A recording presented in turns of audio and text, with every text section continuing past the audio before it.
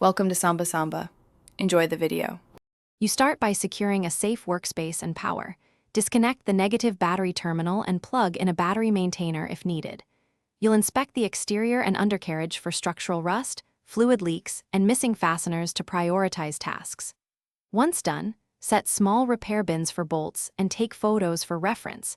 This saves time later.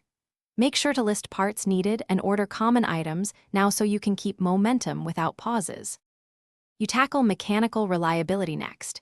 Change engine oil, coolant, and transmission fluid, then replace air and fuel filters so systems run clean.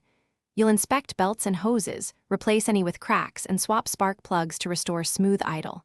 For brakes, change pads and inspect rotors, then bleed the system to remove air. Once mechanical systems are stable, focus on accessible bodywork. Remove rusted sections, apply rust converter, and fit replacement seals to stop leaks and drafts. You finish by confirming all systems. Test lights, wipers, HVAC, and charging voltage.